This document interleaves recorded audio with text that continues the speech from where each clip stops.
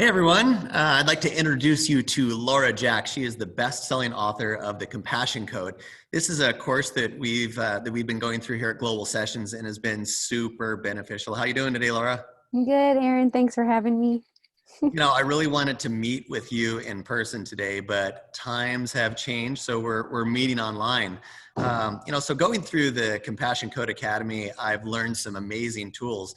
And what advice can you give us to teams or to leaders of teams in all this time of change and craziness? Yeah, well, I think the first most important thing to do as a team or as a leader of a team is to recognize and acknowledge all of the feelings as completely valid. People are feeling so many conflicting emotions, and that really is the definition of grief as we know it. So grief is a super passionate experience for me, but also something that happens to be my expertise. And one of the things that we teach is that grief is the conflicting feelings that come when things change. And so right now we are in the midst of a lot of change. A lot of things are being canceled. A lot of our kids are home from school. Our restaurants and bars are closed. We're just experiencing a lot of things that we've never experienced before. And it is disruptive, to say the least, and very disconcerting. And there's a lot of feelings. Some people are feeling relieved that they get to stay home. Some people are feeling stress, or am I going to have a job? So there's so many conflicting feelings that are happening right now. So as a leader, the best and most important thing we can do is to validate that what people are experiencing and feeling is normal and natural. So Laura, you've given so much great advice there, and things are really changing and times are uncertain right now. Something that we learned in the Compassion Code Academy was about the me, we, us theory, which I think is really important, and it's a really good step. Can you elaborate on that a little bit? Yeah, sure. So one of the philosophies that I've created is called the me, we, us. And the idea is that in order to best serve our greater community, we must start by looking at ourselves. And so it kind of goes against the old way of doing things. It used to be, and I actually have a visual aid that I'm going to share with you because I think it might be helpful. Give me 1 second, I'll share my screen. So can you see my screen okay? I know it's kind of... Again, yeah, looks great.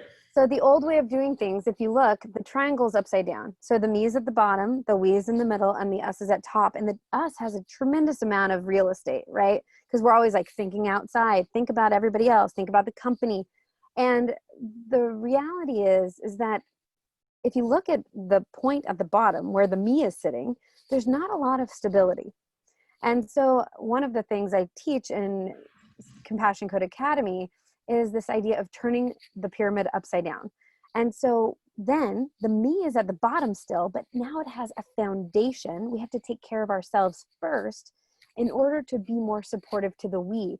The we is the team, it's our intimate interpersonal relationships. And then the us, the company, the community, the world at large, has this giant foundational cushion to sit on, right? And so even though it goes against so much of what we think is good in our society, because we're like, oh, we don't want to be selfish and all these things. When we have a strong foundational me, which is why we need to take care of ourselves, we are more equipped to then have compassion and connection and communication with those we are immediately connected to. And then the people who we serve, our greater companies, our communities, the world, right, is able to just have this wonderful foundation. So the other just quick analogy I like to use is thinking about this me, we, us from a family perspective. So often, me as a mom, we kind of martyr ourselves. Oh, we must look after our children and all this stuff. And the way that I teach is that we actually need to also take care of ourselves, because if we are depleted, drained, exhausted, what kind of mother, what kind of parent, what kind of leader are we? And so we have to take care of ourselves so we can be better in our partnerships, whether that's with a romantic partner or whether that's a business partner. And then obviously then thinking that greater sphere outside of ourselves.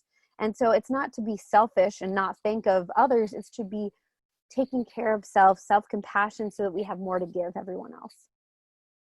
I love it, Laura. So it sounds like we now have a permission slip to really focus on ourselves first. And by doing that, that's really going to help our family and our teams around us. And it's awesome. You're just such a wealth of knowledge. And I really appreciate your time today. And I would love to just reach out to all of you that are watching today and saying Laura is available, and we've partnered with her for a reason. So if you or your team want to learn more on how Laura can help communicate with compassion during these changing and challenging times, like, we're here for you.